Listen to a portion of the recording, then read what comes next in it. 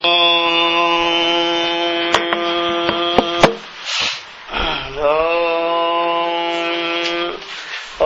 ఆప్యాయంతు మమాంగాని వాక్ప్రాణచక్షుః శ్రోత్రమతో బలమింద్రియాణి చ సర్వాణి సర్వం బ్రహ్మోపనిషదం మాహం మామా బ్రహ్మ నిరాకరోత్ అనిరాకరణమస్తు అనిరాకరణం మే అస్తు తదాత్మని నిరతేయ ఉపనిషత్సు ధర్మా తే మయి సంతో ఓం శాంతి శాంతి శాంతి.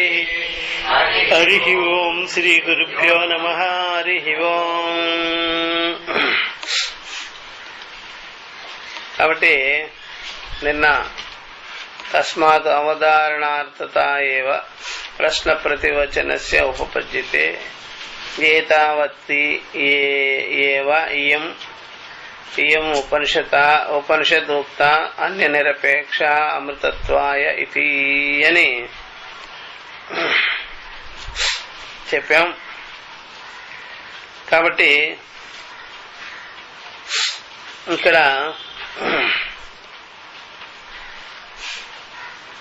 ఇక్కడ ఈ అవధారణార్థం కొరకు ఇది అర్థం చేయించాలి, నిశ్చయం చేయించాలి అనే ఉద్దేశంతో ప్రశ్న జవాబులతో కూడుకున్నటువంటి ఈ యొక్క కేనోపనిషత్ అనేటువంటిది జరిగింది.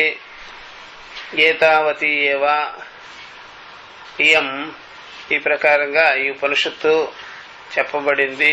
ఆల్రెడీ చెప్పాము.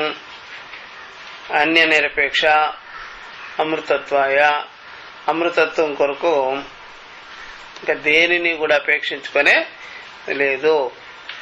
కాబట్టి అమృతత్వం, మోక్షం, ఆత్మజ్ఞాన విషయం, అవినాశి జ్ఞానం, మరణరహితమైన జ్ఞానం, మోక్ష విషయం, దానికి దేనిని అపేక్షించుకోవాల్సిన పని లేదు. దేనిని కూడా కర్మ, ఉపాసన, తపస్సు వగైరా అది ఇది దేన్ని కూడా అపేక్షించుకోవద్దు. అన్య నిరపేక్ష ఏవా అని చెప్పేసి. కాబట్టి ఇక్కడ దేన్ని అపేక్షించుకోవద్దు అని చెప్పేసి ఇప్పుడు చెప్పేటువంటి జ్ఞాన సాధనలన్నీ కూడా అవన్నీ నీకు బ్రహ్మ విద్యా జ్ఞానానికి ఏ సంబంధం లేకుండా నీ అంతఃకరణానికి సంబంధించుకొని ఉంటుంది. అంతేగాని ఇది బ్రహ్మ విద్యకి ఏం సంబంధం లేదు. నీ ఇన్స్ట్రుమెంట్ ఉంది కదా, అది సరిగ్గా పెట్టుకునేదానికి, ఏకాగ్రతగా పెట్టుకునేదానికి, నిర్మలంగా పెట్టుకునేది నీ ఇన్స్ట్రుమెంట్, సాధన, కరణ సాధన చూసారు. అంతేగాని ఈ జ్ఞానం చెప్పు జ్ఞానానికి ఉపయోగంగానే కాదు, చెప్పు జ్ఞానమునకు ఉపయోగం కాదు అన్నమాట. ఇప్పుడు గాజు ఇదే చిమిలి ఉందనుకోండి, చిమిలి బాగా నల్లగా ఉంది, దాన్ని బాగా శుభ్రంగా కడిగాము, శుభ్రం చేసాము, చెయ్యి బట్టి చూడండి వెలుతురు ఎంత ప్రకాశమానంగా ఎంత వెలుతురు ఉందో చూడండి. అంటే దీపానికి వెలుతురు తక్కువనా, దీపానికి ప్రకాశం తక్కువనా? అది చెమిలి విషయమే కానీ, పై గ్లాస్ విషయమే కానీ, దీపమే. అంతకు మునుపు కూడా అట్లాగే ఉంది, ఇప్పుడు కూడా అలాగే. అలా నీ అంతఃకరణ విషయం ఇది. అంతఃకరణ విషయం. మరి అంతఃకరణం లోపం ఉంటే ఆ యొక్క తత్వానికి లోపం చెప్తావా? కాబట్టి ఆ తత్వం ఇలాగ పరిపూర్ణంగా ఉంటే అంతఃకరణం సరిగ్గా చేస్తే మీరు చూడండి, ఇప్పుడు పరిపూర్ణమైంది తత్వం. తత్వం పరిపూర్ణం అవడం ఏంటయ్యా? పరిపూర్ణమేది. దానికి ఏమాత్రం కూడా ఎలాంటి వికారాలు లేవు, నిర్వికారమైనది. మీ అంతఃకరణం అలా అనిపించింది కాబట్టి అలా ఉంటుంది. కాబట్టి అంతఃకరణం సరిగ్గా ఉంటే ఒక రకము, సరిగ్గా లేకపోతే ఇంకొక రకము అనేది అది వస్తుతంత్ర విషయం కాదు, అంతఃకరణ విషయం. కాబట్టి అంతఃకరణం ఇలాంటి మార్పులు వస్తాయి. తత్వానికి జ్ఞానానికి ఎలాంటి మార్పులో రావు. అట్లా నాలుగు బాగా ఉంది, తీగా ఉందండి, ఇది తింటే అంటే నీ నాలుగును బట్టి తీపి అయిపోయిందా? తీపే. నీ నాలుగు సరిగ్గా లేదు, సరిగ్గా ఉంది, అది నీ నాలుగు విషయం ఎంత అది బాగా గుర్తుపెట్టు. అందుకని కరణ దోషాన్ని దాని మీద పెట్టేదానికి వీల్లేదు కదా. అందుకని దానికి సంబంధింపబడిన జ్ఞాన సాధన. కాబట్టి ఇంద్రియాదులన్నీ కూడా ఈ ప్రకారంగా కలిగి ఉంటే మంచిది. అప్పుడు నీకు విషయం యొక్క విలువ తెలుస్తుంది, లేకపోతే తెలియదు. కాబట్టి కరణాలు సరిగ్గా లేకపోవడం బట్టే తత్వం యొక్క విలువ కూడా తెలియటం మనుషులకి. అట్లాగే అయిపోతాను. తర్వాత చెప్తున్నాను అట్లా. తస్యై తపోదమః కర్మేతి ప్రతిష్టా వేదాః సర్వాంగాని సత్యమాయతనం. తస్యై తపోదమః కర్మేతి ప్రతిష్టాః వేదాః సర్వాంగాని సత్యమాయతనం. కాబట్టి తప ఆదిని జ్ఞాన ఉపాయత అని ప్రారంభం చేశారు. జ్ఞానానికి ఉపాయం అన్నమాట.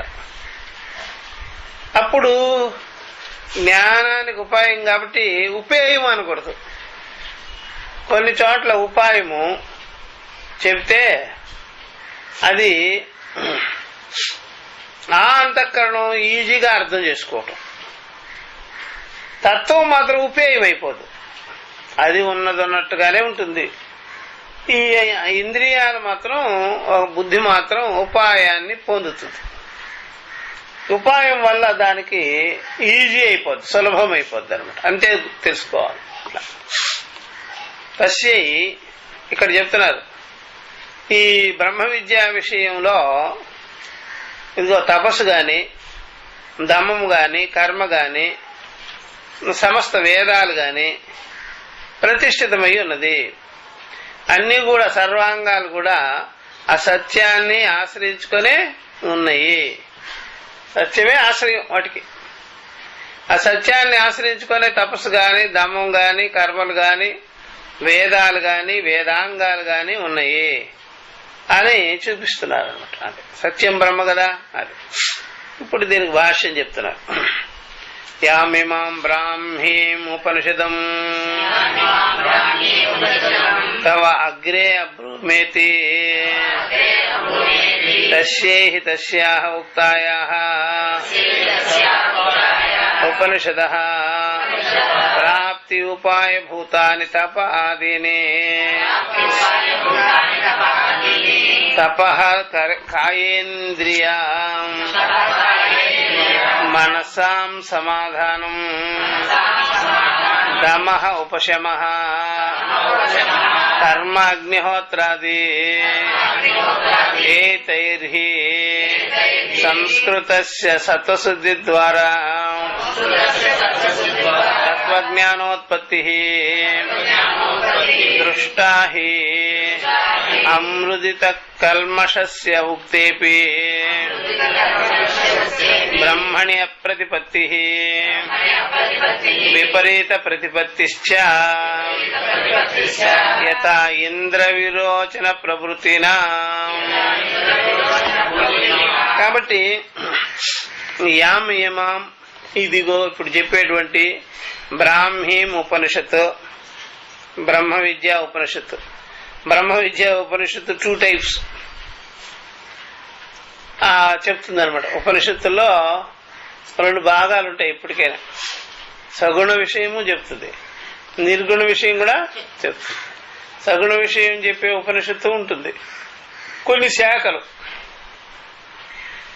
అగ్నిగానో, వాయుగానో, ప్రాణంగానో, మనస్సుగానో చెప్తుంటుంది అనమాట. చూసారా, ఇదంతా సగుణ విషయం అనమాట. నిర్గుణం అంటే ఉపాసన విషయమే కాదు, ధ్యాన విషయమే కాదు, గుణం కాదు కదా. అది గుణానికి సంబంధించింది కాదు, అంతఃకరణ లెవెల్ కాదు అది, అంతఃకరణ సాక్షి అన్నమాట. సరే, ఒక్కోసారి నిర్గుణం అనే మాట, నిర్గుణ ఉపాసన అంటే మళ్ళీ అంతఃకరణలో చేరుస్తాం దాన్ని, శూన్యం అన్నమాట, అవిదితం. అది అక్కడ తీసుకో. ఇక్కడ బ్రాహ్మీ ఉపనిషత్తు ఇక్కడ సగుణ విషయం గాని నిర్గుణ విషయం గాని అని తీసుకోవాలి. ఇక్కడ విశేషం ఏంటి ఇక్కడ చెప్పేది? ఎందుకని? నిర్గుణస్తు, నిర్గుణమే ఇక్కడ విశేషం. విశేషించుకొని చెప్పింది ఏమిటి? ఇక్కడ నిర్గుణం అన్నమాట.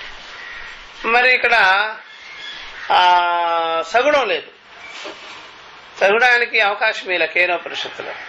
తదేవ బ్రహ్మత్వం విద్ధినేదం యదిదం ఉపాసతే అని ఖండం చేసేసి అక్కడ ఇంద్ర చంద్రాది దేవతలకు కూడా అక్కడ జరిగింది కూడా సగుణ విషయాన్ని ప్రతిపాదన చేయాలని గానే కాదు, అది అంతఃకరణం కాస్త ఏకాగ్రత కావాలి, శమధమాదులు కావాలని చెప్పారనమాట. అది తెలుసుకోవాల్సినటువంటి విషయం. ఓకే, కాబట్టి అది కాబట్టి తవ అగ్రే అబ్రూమేతి, మేము పూర్వమే చెప్పేశాం నిర్గుణ విషయాన్ని గురించి, వస్తుతంత్రాన్ని గురించి పూర్వమే నీకు చెప్పాం.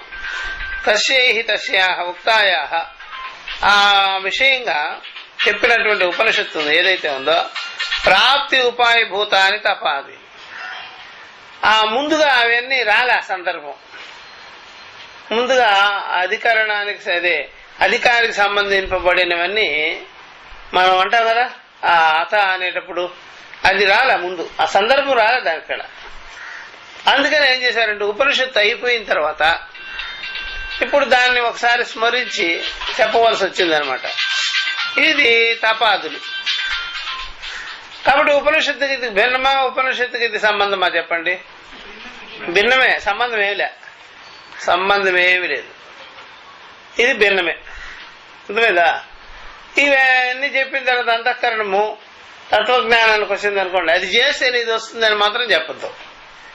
ఎందుకనంటే కొంతమంది రెడీ అయిన అంతఃకరణాలు ఉంటాయి, కొంతమంది రెడీ కాని అంతఃకరణాలు ఉంటాయి. తత్వం మాత్రం ఇద్దరికి రెడీయా కదా? తత్వం వచ్చేవాళ్ళు అదే అయి ఉన్నారు. నువ్వు అంతఃకరణం రెడీ చేసుకుంటే బ్రహ్మం ఏం పుట్టదుగా, బ్రహ్మం ఆల్రెడీ సిద్ధమే, సర్వభూతస్థమే. నీ అంతఃకరణానికి ఆ చెప్పే గురుముఖంగా చెప్పే ఉపదేశం క్యాచ్ చేసుకునే దానికి ఉండదు. అంతఃకరణం బహిర్ముఖ దృష్టి ఉంటుంది, అంతఃకరణలో దాని వాల్యూ తెలియకపోవడం చేత ఇలా ఉంటుంది. అందుకనే మన వాళ్ళు వాల్యూస్కి విలువలకే విలువ, వాల్యూస్ ఆఫ్ వాల్యూ ఎందుకలా చెప్తున్నావంటే, నువ్వు ఇదంతా ఇంత విలువగా ఎందుకు చెప్తున్నారంటే నువ్వు చివరికి ఇంత విలువని, దీనికంటే విలువైన వస్తువుని తెలుసుకోవాలి కాబట్టి దీంట్లో కొన్ని విలువలు చెప్పారు. కాబట్టి ఈ విలువ నువ్వు గుర్తిస్తే దీనికంటే గొప్ప విలువైంది ఏమిటో అనేది నీకు తెలుస్తుంది అని చెప్తుంటారు. కాబట్టి ప్రాప్తి ఉపాయ భూతాన్ని తపాదిని. కాబట్టి ఉపనిషత్ అర్థాన్ని కలిగించుకోవాలంటే, ఉపనిషత్ అర్థాన్ని నిశ్చయం చేసుకోవాలంటే తపాదులు అనేటువంటిది ఉపాయంగా చెప్పబడ్డాయి. బృహదారణ్యంలో కూడా ఉంది ఇవన్నీ. తపః కాయేంద్రియ తపస్సు అంటే ఏమిటి చెప్తున్నారు. తపస్సు అంటే కాయేంద్రియ మనసాం సమాధానం, అది తపస్సు అంటే. కాబట్టి ఇంద్రియ నిగ్రహమే తపస్సు. మనసు ఏకాగ్రత చెందుకొని సమాధాన బుద్ధి కలిగి ఉండడమే తపస్సు. తపస్సు అనేటువంటిది మీకు అదేదో చేయవలసిందేం కాదు, చేయవలసింది కాదు. తపస్సు అనేటువంటిది ఇక్కడ ఆ ప్రవృత్తి సన్నగిల్లి ఉండడం, ఆ ప్రవృత్తిని మనము ఆ ప్రవృత్తి భావాన్ని దాన్ని నివృత్తి చేసుకోవడం, ఉపశమనం చేసుకోవటం, నిగ్రహం చేసుకోవటం అన్నమాట. కాబట్టి ఈ ప్రకారంగా తపాదులంతా కూడా ఉపాయంగా చెప్పబడింది. తపస్సు అనగానే కాయేంద్రియ, కాయ అంటే శరీరం, ఇంద్రియ అంటే ఇంద్రియాదులు, పంచజ్ఞానేంద్రియ, ఈవెన్ మనసు, ఇది సమాధానం కలిగి ఉండాలి. ఇప్పుడు శరీర సమాధానం కలిగితే ఇంద్రియ సమాధానమా, ఇంద్రియ మనస్సు ఇంద్రియ శరీరములు సమాధానం చెందితే మనస్సు సమాధానం చెందుతుందా? లేక మనస్సు సమాధానమే సర్వేంద్రియ సమాధానమా? అది మనస్సు సమాధానమే సర్వేంద్రియాల సమాధానం. కాబట్టి ముందు మనసు గాని సమాధానం, చిత్తం గాని అవ్వకపోతే సమాధానంగా, ఉపశమంగా, నిగ్రహంగా, అచాంచల్యంగా, చూసారా, శమముగా, ఈవెన్ దమ్ముగా, ఉపరతిగా, తితీక్షగా, చూసారా, యుక్తిగా, యోగముగా లేకపోతే అప్పుడు మీకు విషయ జ్ఞానం, ఆ యొక్క చెప్పేటువంటి తత్వ జ్ఞానం మీకు నిశ్చయానికి రాదు. అందువల్ల ఇక్కడ ధ్యానం అనే మాటకు కూడా సమాధానమే. ధ్యానం అంటే చేసేది అనుకుంటే మాత్రం మళ్ళీ సమాధానం కోల్పోతాం. ధ్యానం అనేది సమాధానమే. చూసారా, సమచిత్తం అనేది, యుక్తి అనేది, యోగము అనేది, ఇదంతా కూడా సమాధానమే. చిత్త ఏకాగ్రత, నిర్మలత, శుద్ధి, ఫలాపేక్ష లేని భావం, కర్తృత్వ రహిత భావం,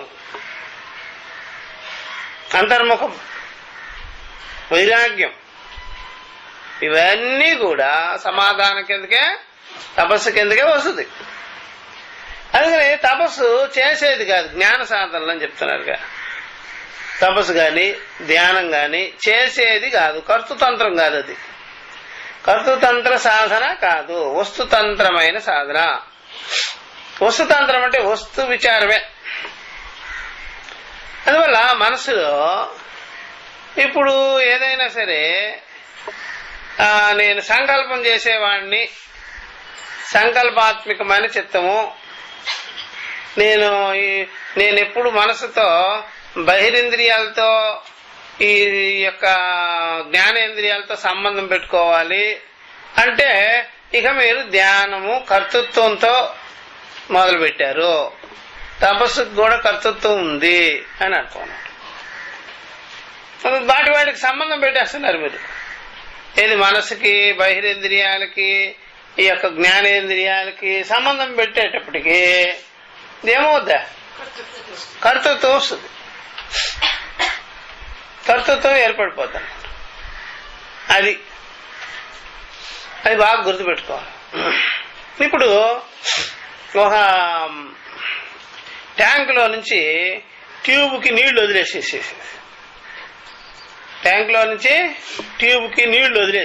వదిలిపెట్టేస్తే ఇప్పుడు నేను ధ్యానం చేస్తున్నా. ఇప్పుడు ధ్యానం ఎలా చేస్తావు? ట్యాంకులో నుంచి నీళ్లు వదిలేసినావు కదా, వదిలేస్తే ఏమవుద్దా? వెళ్ళిపోతుంటది ప్రవాహం. సరే, గురువుగారు ఏమన్నారంటే అసలు సంకల్పం చేయొద్దు అన్నాడు. అప్పుడు ఏం చేశాడంటే మధ్య మధ్యలో తాడేసి బిగిచేసినాడు. ఏది మధ్యలో సరే మనసు దగ్గర ఒక తాడు ముడి పెట్టాడు, గట్టిగా మేలు పెట్టేసేసి. తర్వాత పంచ జ్ఞానేంద్రియాల దగ్గర తాడు పెట్టి కట్టేసాడు. ట్యూబ్ ఎత్తగా ఉంది ఆ ట్యూబ్. పైప్ అనలా నేను, ట్యూబ్ అని చెప్పా. తర్వాత బహిరేంద్రియాల దగ్గర ట్యూబ్ కట్టేసాడు గట్టిగా. కడితే ఇప్పుడు ఏమవుద్ది? ప్రెషర్ ఉందా లేదా? ఒత్తిడి. ట్యూబ్ బదులుతుంది దెబ్బకి. లేకుంటే ఆ ముడి వేసిన ముడి తెంచుకొని బయట. ఈ నిగ్రహం అదేదో చిత్త సమాధానం అనుకుంటే పొరపాటు. అది మరి ఏం చేయాలి సార్ అని, ఆ మెయిన్ వాల్ ఉంది అక్కడే కట్టు. మెయిన్ వాల్ కట్టు, ట్యూబ్ వదిలే. ఏం కట్లొద్దు, మెయిన్ వాల్ కట్టి ఆగిపోద్ది ఆటోమేటిక్. అట్లాగా చిత్తంలో ఉండే ఆరోపాలు ఉన్నాయి. చిత్తం అసలు ఏ వైపు ఉంది, చిత్తం ఎందుకుంది, చిత్తంలో ఏమిటి ఉండేది అనేది విచారం చేసినారనుకోండి, చిత్తంలో మీకు ఆరోపించుకున్నవే ఉంటాయి. ఆరోపణ తప్ప ఇంకేం ఉండవు.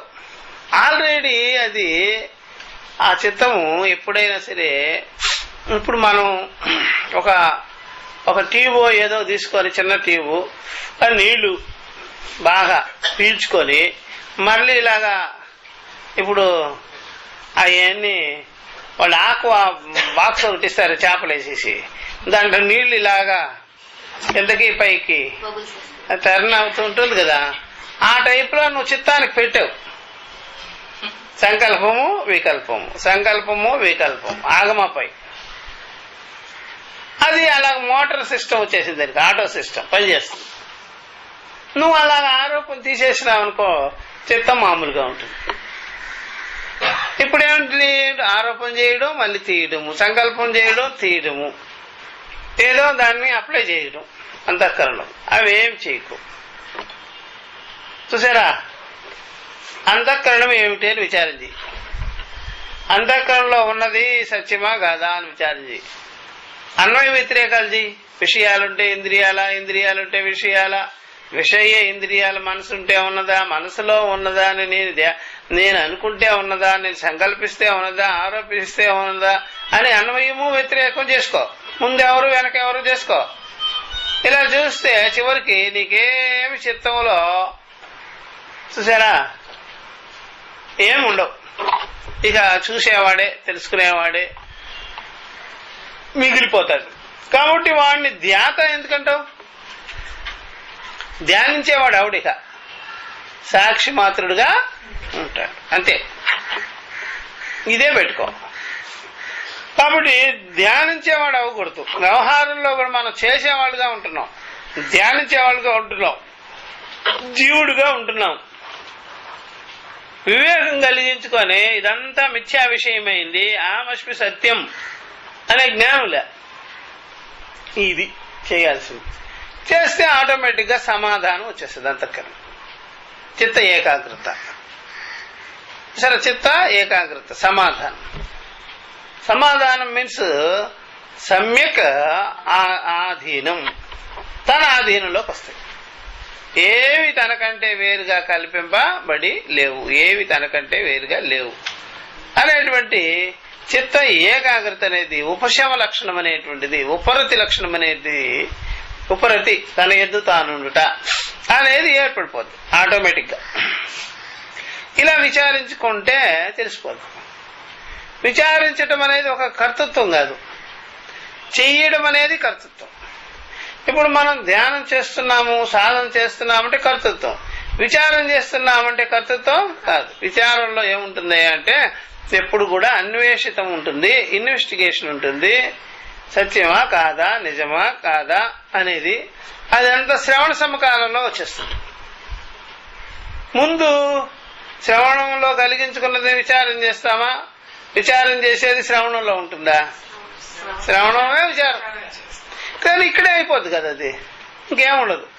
మీరు ఏకాంతంలో కూర్చొని ఏమి చేసే పని ఉండదు, అర్థమైందా? ఇక్కడే అయిపోద్ది. ఎప్పుడైనా సరే వ్యవహారంలో చూడండి, ఎక్కడైనా ఏకాంతంలో కూర్చొని కొంతమంది ఆలోచనలు చేస్తుంటారు చూసారా? ఏకాంతంలో కూర్చొని ఆలోచనలు చేస్తుంటారు కదా, ఏదో ఆలోచన చేస్తుంటారు కదా, అవన్నీ తెగేవే సాగేవే. ఎందుకని అంటే స్పష్టత లేనివే వస్తాయి అక్కడికి. గురువు దగ్గర విన్నది అక్కడికి రాదు, గురువు దగ్గరికి విన్నది అక్కడికి రాదు. అట్లా గాని గురువు దగ్గర విన్నది కానీ ఏకాంతంలో కూర్చొని అలా చేస్తే మీ బుద్ధి అయినా బుద్ధి చెప్తుంది, గురువు అయినా బుద్ధి చెప్తాడు. మళ్ళీ నన్ను అడగచ్చు కదా, నేను నిమిషాలు మీద చెప్పేస్తాను కదా. నువ్వు వాడు ఎంత లాగినా సరే సాగుతూ ఉంటుంది కానీ అది తెగేది కాదు కదా. నీకు అర్థం కావచ్చు, దాన్ని ఎందుకు లాగుతావు నువ్వు? అర్థం కాదయ్యా, ఎందుకు లాగడం ఎందుకు? నన్ను వచ్చి అడగచ్చు కదా అని మీ బుద్ధి 2 రోజులు అయిన తర్వాత తీసుకొచ్చేసి అదేదో గురువునే అడిగితే సరిపోద్ది కదా, నిమిషాల మీద నీళ్ళు లాక్కోవడం ఎందుకో, నాకు తెగడం లేదు అసలు అని చెప్పేసి. అందుకని చూసారా, ఒక కొలిక్కి రానివి, అది కంప్లీట్ కానివి, అవి సాగుతూ ఉండేవి, అస్పష్టతగా ఉండిపోయినవి. అవే మీకు ఏకాంతంలో కనిపిస్తాయి. ఈ గురువు దగ్గర ఉండే బ్రహ్మ విద్యా విషయాలు అట్లా ఉండదే. గురుముఖేన ఏవ అవగంతవ్య, ఇక్కడికిక్కడే పరిసమాప్తం. అప్పుడు మీరు ఈ వేదాంత విషయాలని, ఉపనిషత్ విషయాలని అవగతం చేసేసుకున్న తర్వాత ఇంకా సాగదీశుడు ఉండదు. ఉంటుందా? అయిపోయింది, finish, full stop, cut, over. అట్లా కదా.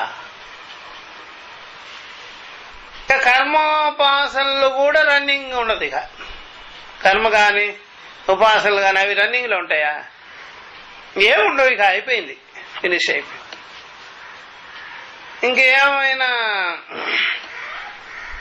ఇంకా ఏమైనా చేస్తూ ఉండే కార్యక్రమం ఏమైనా ఉంటుందా? ఇంకేమీ ఉంటుంది, అయిపోయాయి. అర్థమైందా? కొన్ని సబ్జెక్టులు చెప్తారు ఇక్కడ, ఆ సబ్జెక్టులకు మనం అంత టైం వెచ్చిస్తాం, తెలిసేసుకుంటాం. అది తెలుసుకునే విషయము, ఉన్న విషయము, అది కంప్లీట్ చేసిపోయేదే కానీ అట్లాగా లైఫ్ లాంగ్ అది కొనసాగే విషయమో కాదు. అర్థమైందా? అది బాగా గుర్తుపెట్టుకోవాల్సింది ఎప్పుడైనా సరే. ఓ రబ్బరు ఉంటుంది, రోజు ఓ రబ్బరు. ఆ రబ్బర్ని ఇలా సాగదీస్తాం. ఈరోజు ప్రేయర్ అయిపోయింది, సాధన అయిపోయింది. మళ్ళీ రేపు అదే రబ్బరు మళ్ళీ తీసుకొని సాగదీస్తాం. వేదాంతం అది కాదు. ఒక్కరోజే ఆ పాఠంలోనే నిశ్చయం అయిపోద్ది. అయిపోయిన తర్వాత ఇక అట్లాంటిదేమీ ఉంటుంది. అర్థమైందా? ఇప్పుడు నేను చెప్పేదానికి ఉపనిషత్తు ఓపెన్ చేశానే కానీ నిశ్చయం అయిన తర్వాత రోజు ఇది పారాయణ గ్రంథం కాదు కదా,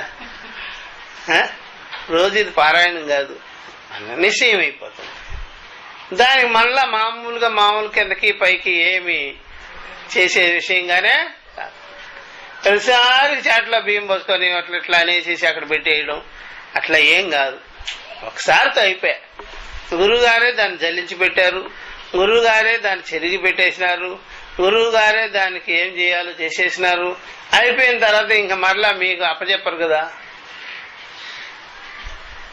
కాబట్టి ఎప్పుడైనా సరే ఎక్కడికైనా మంచి బాగు చేసిన పప్పులు కొంటే మరి ఇంటికి వచ్చిన తర్వాత బాగు చేసుకోవాల్సిన పని లేదనే కదా. అది అంతే. ఇది కూడా ఇక ఉండవు దీనికి. ఈ రోజు నిత్య పారాయణ గ్రంథమేం కాదు, నిత్య మనన గ్రంథము కాదు, నిత్యము దీన్ని ఏదో దర్శనీయ గ్రంథమేం కాదు. అయిపోయేది అంత విషయం, అయిపోయింది. అట్లాగా అన్నమాట బ్రహ్మ విద్య విషయం. అట్లాగా ఒకసారి సమాధాన చిత్తం గాని పొందినట్లయితే మనస్సు, ఇంద్రియాదులు అన్నీ కూడా ఒకసారికి వచ్చేస్తాయి.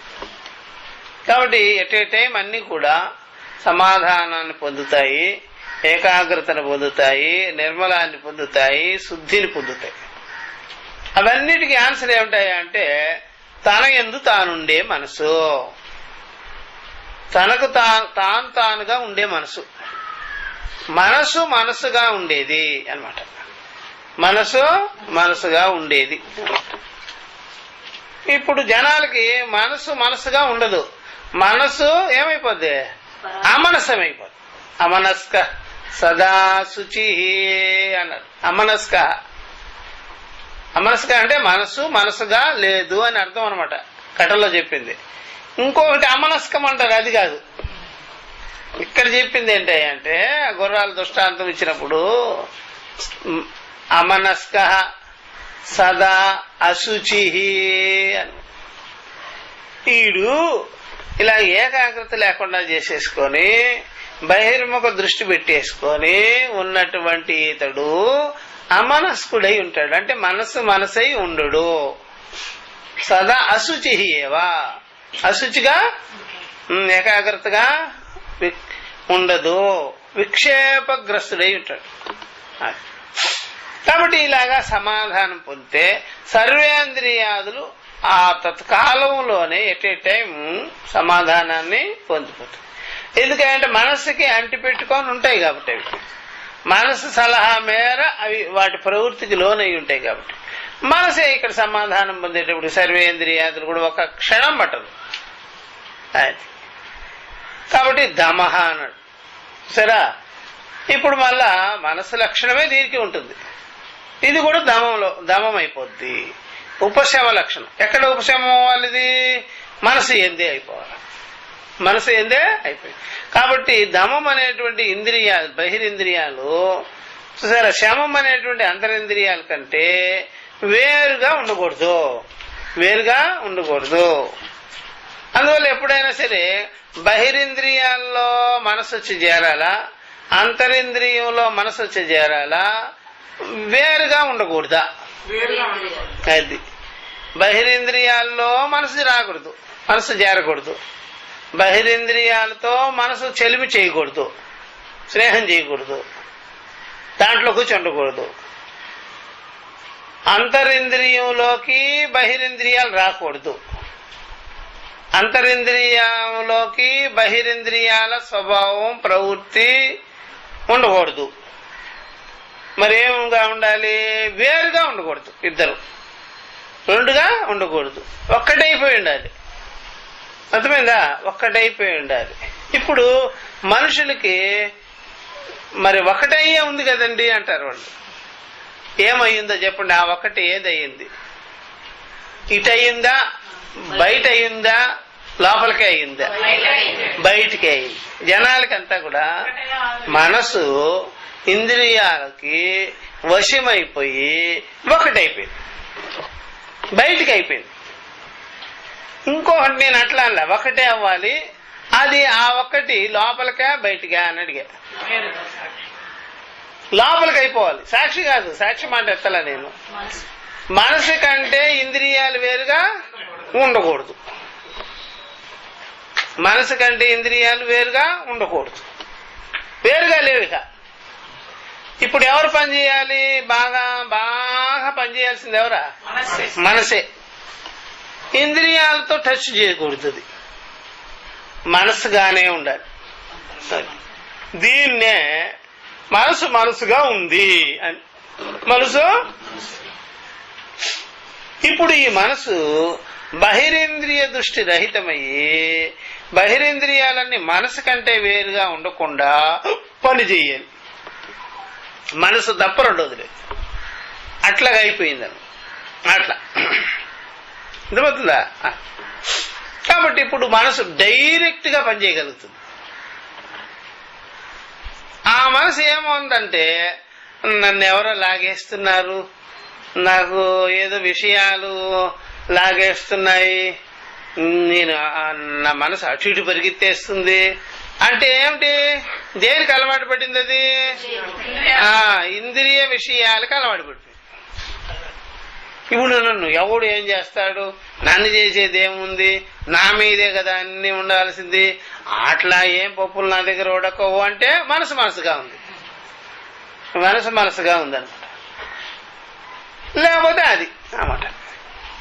అలా ఉన్న మనసు అట్లా అంటుంటుంది ఎప్పుడు, నా మనసు ఒక రకంగా ఉండటం లేదు, ఏదేదో అయిపోతుంది అంటుంది. ఇప్పుడు ఈ మనసు ఏమంటుంది? అదేం కాదు, నాకు విషయం తెలుసు, నేనే ముందు చేయాలి, దేనికైనా చేస్తే నేనే ముందు చలించాలి, నేనే ముందు ఆరోపణ చేయాలి, నేనే ముందు సంకల్పం చేయాలి, అలాంటివన్నీ నాకు తెలుసు కాబట్టి నేను అట్లాంటివి ఏం చేయను, నేను అలాగా తొందరపడవలసిన పని లేదు అని ఉంది. కాబట్టి మనసు మనసుగా ఉంటుంది. అది దీన్ని తపస్సు అంటారు. ఈ తపస్సు ఎప్పుడైనా సరే ఒక కాలములో, ఒక దేశములో, ఒక కర్మ ద్వారా ఒక సాధించుకునేదానికి కూర్చొని ఈ చాంద్రాయణాది సాధనలు చేసేది గానే కాదు తపస్సు అంటే. బలవంతం ఏమి లేదు ఇక్కడ. జస్ట్ అన్వయ వ్యతిరేకాలు పెట్టుకొని సత్యమా అసత్యమా, నిత్యమా నిత్యమా, ముందు ఎవరు వెనక ఎవరు, ఎవరి వల్ల ఏం జరుగుతుంది, హేతు ఎవరు అంటే కార్యం ఏంటి, కారణం ఏంటి, బస్ ఇది విచారం చేస్తే చాలు. ఏమొస్తుంది దానికి? ఆల్రెడీ శమము దమం వచ్చేస్తుంది, సరే సమాధానం వచ్చేస్తుంది. యుక్తి వచ్చేస్తుంది, యోగం వచ్చేస్తుంది. ఇదే అనమాట పద్ధతి. అర్థమైందా? సమత్వం వచ్చేస్తుంది. సమత్వం యోగ ఉచితే అట్లా వచ్చేస్తుంది. కాబట్టి ఈ ప్రకారంగా దమః ఉపశమః, దమ శబ్దేనేవ శమోపి గ్రాహ్య. దమం అంటే కూడా శమం అని తీసుకోవచ్చు, దమం అంటే కూడా శమమే అని తీసుకోవచ్చు. దమం అనేది ఎప్పుడు కూడా బయట ఇంద్రియాల్లో జరగదు, అంతరింద్రియంలోనే అది కూడా జరగాలి. దమ్ము బహిరింద్రియాల్లో జరిగిందనుకోండి, దానికి ఎరుక, అది ఆ విషయము దానికి తెలుసా? స్పష్టమా? కాదు. ఎవరికి స్పష్టం? మనసుకే స్పష్టం, మనసుకే స్పష్టం. అట్లా బాగా గుర్తుపెట్టుకోవాలి. అందుకని ఎప్పుడైనా సరే ఏ ఏ జాయింట్లకు ఆ జాయింట్లు కదిలిపోవచ్చు, కానీ ఇంద్రియాలు అనేటువంటిది కదలకూడదు. అర్థమైందా? ఇంద్రియాలు అనేది కదలకూడదు. ఇంద్రియాలు కదిలిందంటే మనసు కదిలింది అని అర్థం. కాబట్టి మనసు కదిలిందంటే ఇంద్రియాల వైపు అనమాట. కాబట్టి ఈ ప్రకారంగా దమము లేక శమము కలిగిన వెంటనే మనసు గట్టిగా, ఏకాగ్రతగా, సూక్ష్మముగా, నిర్మలంగా, అంతర్ముఖంగా, చూసారా, ఎక్కడా కదలకుండా ఆ ప్రకారంగా, చూసారా, సమగ్రమైనటువంటి దృష్టి కలిగి ఉంటుంది. ఎక్కడికి చెల్లించవలసిన పనే అట్లా. ఇప్పుడు దీనికి 2 పద్ధతులు చెప్తా, బాగా గుర్తుపెట్టుకోవాల్సింది. ఒకటి మనసు తనలో తానుండే పద్ధతి, 2 మనసు మొత్తము వ్యాపించుకోనుండే పద్ధతి. 2 కరెక్టే. అర్థమైందా? వ్యాపించుకున్న మనసు చెలించదు ఒకటి. రెండోది ఏంటే, తనలో తానుండేది కూడా చెలించదు, తనలో తానుండేది కూడా చెలించదు. ఇప్పుడు వ్యాపించుకున్న మనసు ఆగమాపాయ ధర్మాలు అనేది లేకుండా ఉంటుంది. చూసారా? ఇప్పుడు ఈ వ్యాపించుకునే దానికి మనసుకి అవకాశం ఉందా లేదా తేల్చాలి. మనసుకి అవకాశం ఉందా లేదా వ్యాపించుకునేది? ఎందుకని మనం చెబుతున్నాం కదా, ఎప్పుడైనా సరే గాలి కంటే కూడా జవవత్తరం వేగం అని. మరి గాలి కంటే కూడా దీనికి ఇంత వేగము, ఇంత వ్యాపకత, ఇంత వ్యాప్తి ఎక్కడి నుంచి వచ్చింది అంటే, సాక్షి స్వభావం కంటే, సాక్షి యొక్క ప్రకాశం కంటే అంతఃకరణం వేరుగా ప్రకాశించదు. కాబట్టి సాక్షి సత్తాని ఆల్రెడీ అది పొందే ఉంది. కాబట్టి ఆ ఆభాస అనేది సాక్షి యొక్క ప్రకాశమే. మనసు యొక్క ఆభాస ఏమిటి? సాక్షి ప్రకాశమే. కాబట్టి వ్యాపకంగా ఎప్పుడు ప్రకాశిస్తుంటుంది. ఇది విషయం తెలియగానే అప్పుడు ఆగమాపాయ ధర్మాలు ఉండనే ఉంటుంది. ఇక కోరికలు కూడా పుట్టవు. ఎప్పుడు కోరికలు పుడుతుందంటే, ఎప్పుడైనా సరే అప్ అండ్ డౌన్ చేస్తే, తీసుకువెళ్ళడం తీసుకురావడం చేస్తే దాని కోరికలు పుడతాయి. ఇప్పుడు అంతటా అదే వ్యాపకమైనటువంటి అదే దృష్టి, సమగ్రమైన దృష్టి, పూర్ణమైన దృష్టి, అన్నీ తెలిసిన దృష్టి, అన్ని వాటి యొక్క స్వభావాన్నంతా ఎరిగినది, సదసద్వివేకం చేసుకున్నది, దానికి ఆ రకమైనటువంటిది ఉండదు. అది బాగా గుర్తుపెట్టుకోవాల్సినది. ఓకే, సరే. ఇప్పుడు ఇది అయిందనమాట శమం, ఇది ఏకాగ్రత. రెండోది కర్మ, ఇది తపస్సు అంటారు ఇప్పుడు చెప్పిందంతా. కాబట్టి తపస్సు అనగానే ఇక్కడ జ్ఞాన సాధన అవుతుందా, కర్మ సాధన అవుతుందా? జ్ఞాన సాధనే తపస్సు అనమాట, గొప్ప సాధన. అందుకని ఈ తపస్సునే మనకి ఎక్కడైనా పొగుడుతుంటారు చాలా మంది. ఈ తపస్సుని ఒక అశ్వమేధ యాగం చేసిన సహస్ర అశ్వమేధాల యొక్క ఫలము ఒక త్రాసులో పెట్టేసేసి ఈ తపస్సుని ఇంకొక త్రాసులో పెట్టామనుకోండి, ఏది బాగా బరువుగా ఉంటుంది. లేపటం చాలా అంత సులభం కాదు.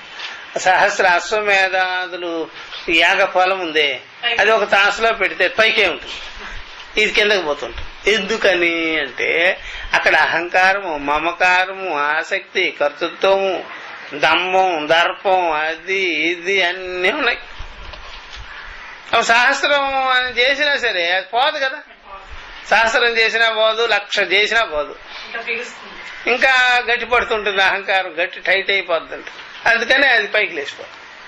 ఇది అక్కడ ఏం ఉండదు కాబట్టి దీన్ని తూచడం అనేది దాని తరంగానే ఏమి వద్దండి, నేను నాలో నేనుంటా, అన్ని విషయాలు వ్యాపించుకొనే ఉన్నా, అన్ని విషయాలు నాకు తెలిసిన విషయాలే, సత్యం ఏమిటో తెలుసు అనేది ఉండిపోతుంది. కాబట్టి దమం అనేది ఉంది కాబట్టి, ఉపశమం అనేది ఉంది కాబట్టి, ఉపరత అనేది ఉంది కాబట్టి, తితీక్ష అనేది ఉంది కాబట్టి, కాబట్టి సన్యాసం ఉండదు కాబట్టి ఇంకా ఏమి ఆ త్రాసు బరువెక్కిపోతుంది. అట్లా జ్ఞాన సాధన అంటారు. కర్మ చెప్తున్నారు, అగ్నిహోత్రాది కర్మ అన్నమాట. కర్మ అనగానే అగ్నిహోత్రాది కర్మలు. ఏమేం చెప్పారు? తపస్సు, ఏం చెప్పారు? తపస్సు, దమము, కర్మే. తపస్సు, దమము, కర్మ. అది చూసారా? తర్వాత చెప్తున్నారు అగ్నిహోత్రాదులు ఆదిపదం చేత ఏవేవి ఉన్నాయో పౌరాణికాది వ్రతదానాదులన్నీ అన్ని దాంట్లో చేరిపోతాయి. ఏతైర్హి వీటి ద్వారా ఇప్పుడు కర్మ అగ్నిహోత్రాదులు అన్నారు కదా, ఆదిపదం చేత అన్ని వచ్చేస్తాయి. ప్రేయర్లు గీర్లు అన్ని కూడా వచ్చేస్తాయి, వ్రతాలు దానాలు. వీటి ద్వారా ఏతైర్హి సంస్కృతస్య సత్వశుద్ధి ద్వారా తత్వజ్ఞానోత్పత్తి. మరి ఇవి కూడా ఇంక్లూడింగ్ చేసినప్పుడు వాటిని కర్మలన్నీ కూడా ఈశ్వరార్పిత బుద్ధి ఉండాలా, ఈశ్వరార్పితమైన బుద్ధి ఉండాలా, భగవతార్పితమైన బుద్ధి ఉండాలా, లేకపోతే ఫలాపేక్ష లేకుండా ఉండాలా అనేది చూసుకోవాలి. అది ఉంటేనే అంతఃకరణం శుద్ధి అవుతుంది. వేదం చెప్పింది, వేదం ఊరికే మనల్ని రెచ్చగొట్టేదానికి కాదు, కొన్ని పద్ధతుల కోసం చెప్పింది, అంతే తప్ప ఇంకొక విధంగానే కాదు. అది బాగా గుర్తుపెట్టుకోవాల్సిందే.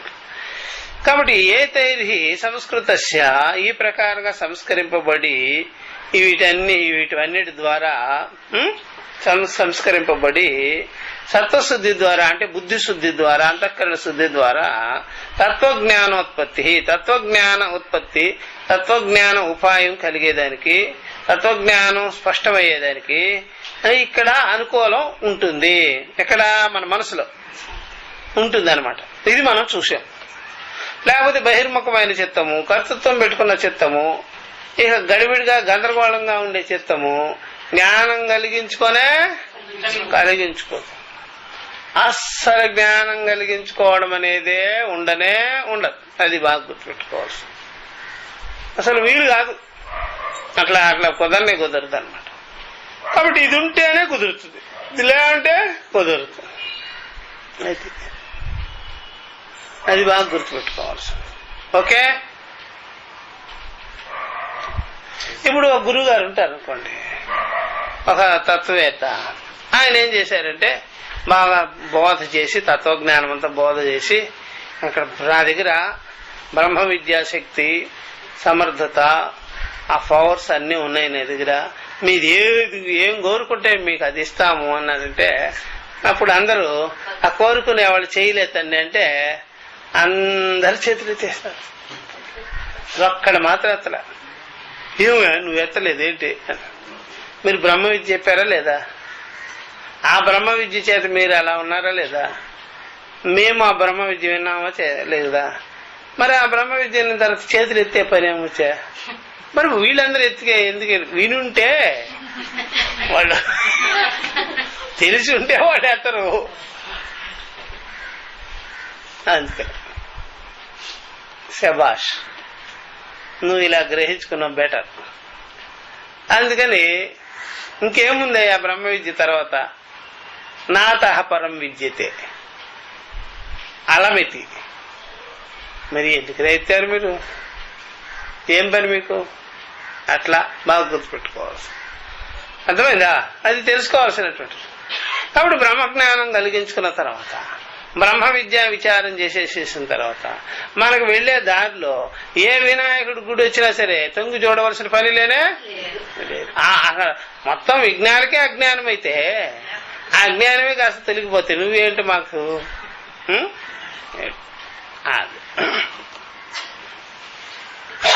దృష్టాహి అమృతిత కల్మషస్య ఉక్తేపి బ్రహ్మణి అప్రతిపత్తి విపరీత ప్రతిపత్తిశ్చ యథా ఇంద్ర విరోచన ప్రభృతినా. మనం చూసాం దృష్టాహి లోక వ్యవహారంలో మనకు తెలిసిన విషయాలే ఇవన్నీ కూడా బాగా స్పష్టంగా ఉన్నది. అమృదిత కల్మషస్య, సరే ఎవరికైతే మృదిత కల్మషతం లేదో, అంటే కల్మషాదులన్నీ మృదితం అయిపోలేదో, వినాశం అయిపోలేదో, ఉడికిపోలేదో, ఎండిపోలేదో, నివృత్తం కాలేదో వాళ్ళు ఏమంటారంటే అంతఃకరణం అంతా అలాగే ఉంది. అమృదిత కల్మషస్య. మృదితం అంటే అది నశించిపోవటం, దగ్ధమైపోవటం, కాలిపోవటం, బూడిదైపోవటం. అట్లాగా కాని వాళ్ళు ఉంటారు కదా, అమృతిత అంటారు. అంటే వాళ్ళకి అంతఃకరణంలో చిత్త విక్షేపాలన్నీ అలాగే ఉండిపోయినాయి. అబ్బాబ్బా అంత గందరగోళం అలాగే ఉంది అంతఃకరణలో. ఎంత కూడా ఏమి పోకపోతే గందరగోళమే చూసారా. అందుకనే వేద తత్వం చెప్పువారు సాహసించరు, ఎప్పుడు కూడా ఎక్కడ కూడా సాహసించరు అన్నమాట. అర్థమైందా? అందుకని ఎక్కడైనా సరే ఫంక్షన్లు అవి ఇవి జరుగుతుంటే పాట పాడేవాడు ఉన్నాడు అనుకోండి, మైకు చూశాడంటే అంటే చూస్తుంటాడంటే అబ్బా పరిగెత్తి ఏం చేస్తాడా అంతే మైకు ఇచ్చుకొని పాటలు లంఘిస్తాడు, ఇక పాడేస్తాడు. అక్కడ తత్వవేత్త ఉన్నాడు అనుకోండి, స్వామి మీరేది నాకు చెప్పద్దా, ఏంటి చెప్పేది నేను భలేవాడు కూడా నేనేంటి చెప్పేది భలేవాడిని అట్లాగా చెప్పొద్దయ్యా. అయ్యో ఇప్పుడు కానీ చిదంబరం సెక్రటరీ చెప్పేసినట్టు అయిపోద్ది నా పని. అట్లా ఏం చెప్పొద్దయ్యా, నన్ను ఇరికించకండి. ఏదో నాకు ప్రసాదం పెడితే తినేసి వెళ్ళిపోతాను, గప్పు చెప్పు మరి నాకొద్దు ఇదంతా. ఏమిటి సార్ అంటే అల్లి వీళ్ళెంత పవిత్రమైన వాళ్ళని ఒక్క అంతఃకరణం కూడా శుభ్రంగా లేదు బాబాయ్ అర్థమైందా? ఎప్పుడైనా సరే బీహార్ నుంచి ఏదో వస్తున్నది ఇంకో ట్రైను, ఆ ట్రైన్లో ఒకడు ఎక్కాడు అనుకో మధ్యలో, ఒక గంట ప్రయాణం చేస్తే వైజాగ్ వచ్చేస్తుంది అనుకోండి, వాడు టైలెట్కి వెళ్ళలేడు. అమ్మ బీహార్ నుంచి వచ్చిన ట్రైన్ ఇది, మళ్ళీ నువ్వు బిగ పట్టుకోలేనా వైజాగ్ లో దిగి వెళ్తారు కానీ అమ్మ నేను వెళ్ళా. అట్లాగా ఇది అంతఃకరణాలా ఏమన్నానా? రామరామ రామరామ. వీళ్ళతో మనం ఏం చేయలేం, హాయిగా పెట్టుకోవడం, అది బాగా గుర్తుపెట్టుకోవాలి. అందుకని అంతఃకరణం రెడీగా ఉండాలి. అంతఃకరణం రెడీగా లేకపోతే వాళ్ళకి ఏమి పట్టవు సామాన్య విద్య అంటే. కాబట్టి అది మనం చూసామండి. అంతఃకరణం రెడీగా లేకుండా కల్మషాదుల చేత బాగా నింపుకొని ఉండేటువంటి వాళ్ళు ఉక్తేపి చెప్పినప్పటికీ కూడా బ్రహ్మ విద్యని, బ్రహ్మజ్ఞానం విషయం బోధించినప్పటికీ కూడా అప్రతిపత్తి ఒకడికి కలగలా, అప్రతిపత్తి ఒకడికి కలగలా, ఒకడికేం విపరీతంగా కలిగింది, ఇంకొకటి చూసారా విపరీత ప్రతిపత్తిష్ట, ఇంకొకటి విపరీతంగా కలిగింది. ఒకడికి కలగలేదు, ఒకడికి విపరీతంగా కలిగింది. ఎవరంటావా దృష్టాంతం? ఇంద్రుడు విరోచనుడు. చూసారా, ఇంద్ర విరోచన ప్రభృతినా. ఇంద్రుడికి విరోచనుడికి, విరోచనుడు ఇంద్రుడు ఫ్రెండ్షిప్, ఇద్దరు కూడా ఇంద్రుడు విరోచనుడు. విరోచనుడు ప్రహ్లాదుని యొక్క పుత్రుడు. వాళ్ళు ఇదివరకు వాళ్ళ తండ్రి స్వర్గం అంతా కూడా తన అధీనం చేసుకొని ప్రహ్లాదుడికి అప్పచెప్పేస్తే తర్వాత తండ్రి వెళ్ళిపోయిన తర్వాత హిరణ్యకశిపుడు చచ్చిపోయాడు ఎలాగా. అప్పుడు నైస్ గా ఏం చేశాడంటే ప్రహ్లాదుడు, వాళ్ళ సొత్తు మనకెందుకు, దేవతలది, మనం అక్కడ పరిపాలించేదానికి మన వల్ల కాదు.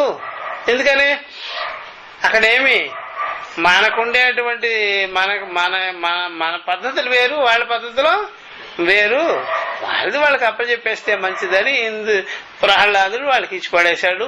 తన పుత్రుడు కూడా చెప్పాడు వాళ్ళతో స్నేహంగా ఉండు గాని రాగద్వేషాలు పెట్టుకొని గొడవలు పెట్టుకోవద్దు అని చెప్తే ఫ్రెండ్షిప్. కానీ స్వభావం ఎలా పోద్ది వాళ్ళకి. కాబట్టి వీళ్ళిద్దరు కలిపి బ్రహ్మదేవుడు ప్రజాపతి దగ్గరికి విద్య కోసం వెళ్ళారు.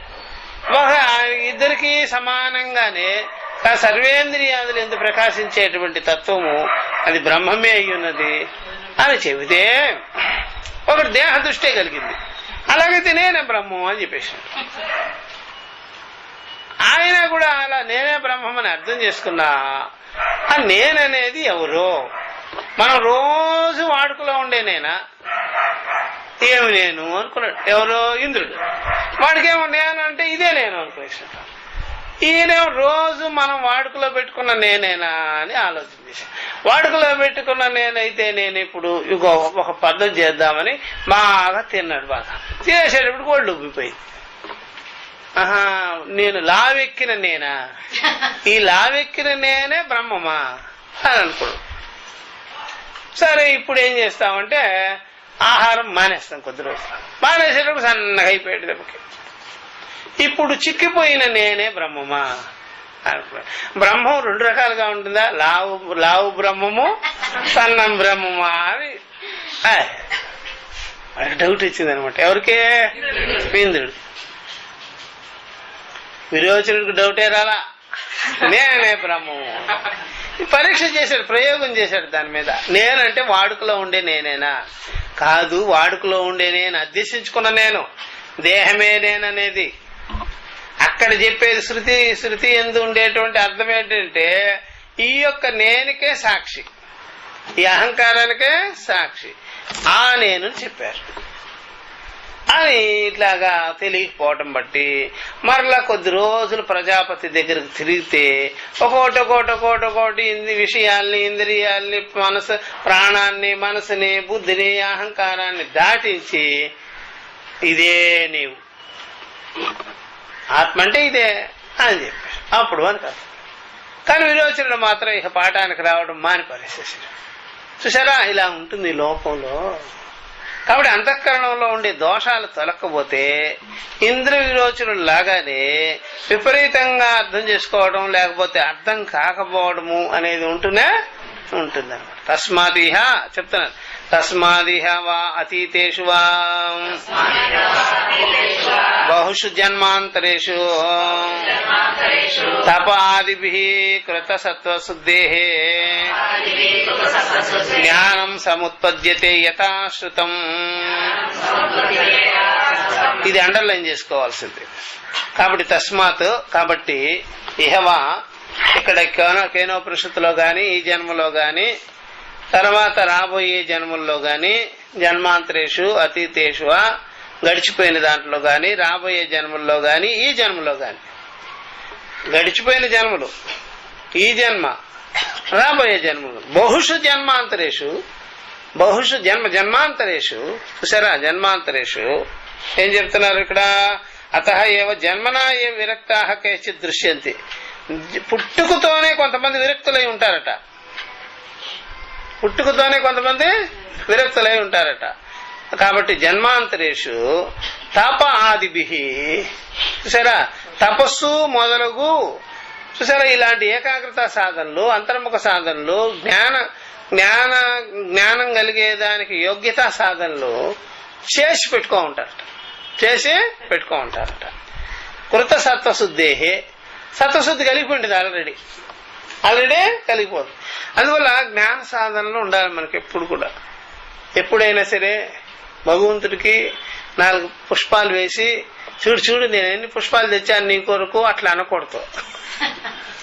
భగవాన్ ఏమిస్తే ఏముంది ఇక్కడ, ఏది సత్యమైనది మాత్రం కాదు, అట్లాగా ఉండాలి. అంతేగాని మనం చేసేది ఏంటి, మెప్పుకొని చేస్తుంటాం.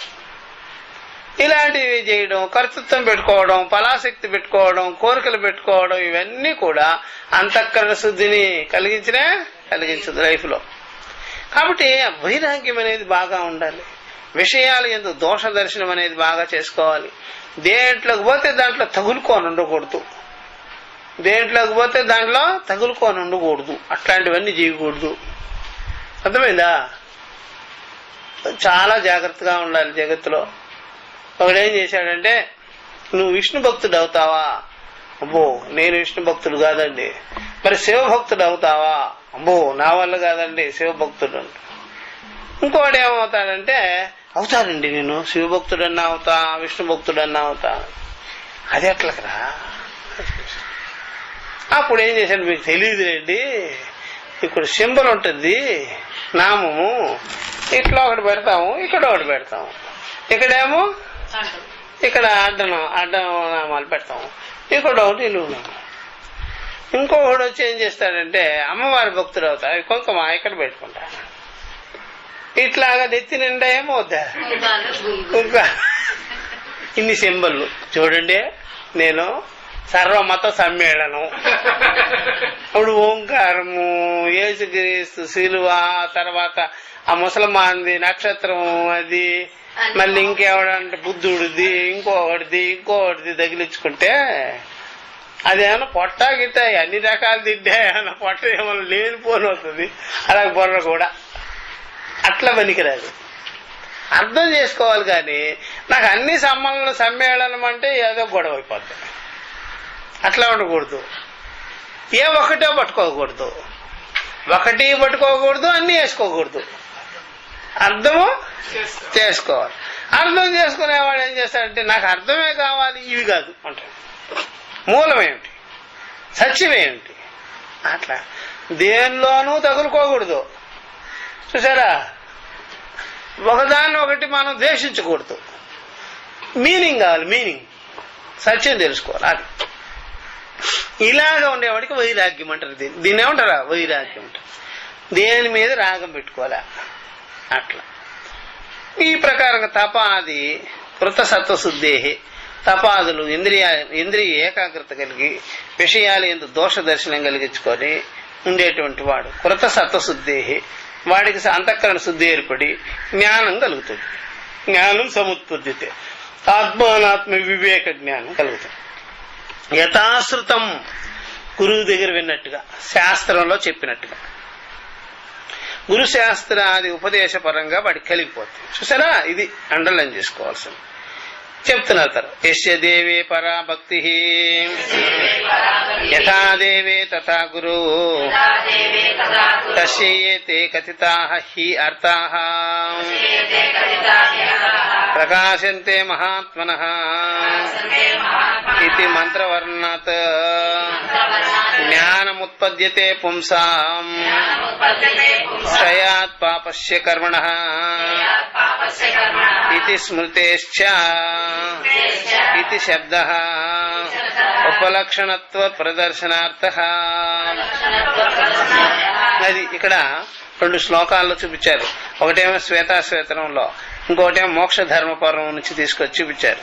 యశదేవి ఎవరికైతే దేవత యందు ఎంత భక్తి ఉంటుందో అంతకంటే కూడా గురువు మీద ఉండాలి భక్తి, అప్పుడు జ్ఞానం కలిగిస్తుంది. దేవత మీద ఎంత భక్తితో ఎన్ని రకాల అలంకారాలు, పూజలు, వ్రతాలు దాన్ని చేస్తాము, అంతకంటే గురువు మీద దృష్టి పెట్టుకొని ఉంటేనే జ్ఞానం కలిగే యోగ్యత ఉంటుంది.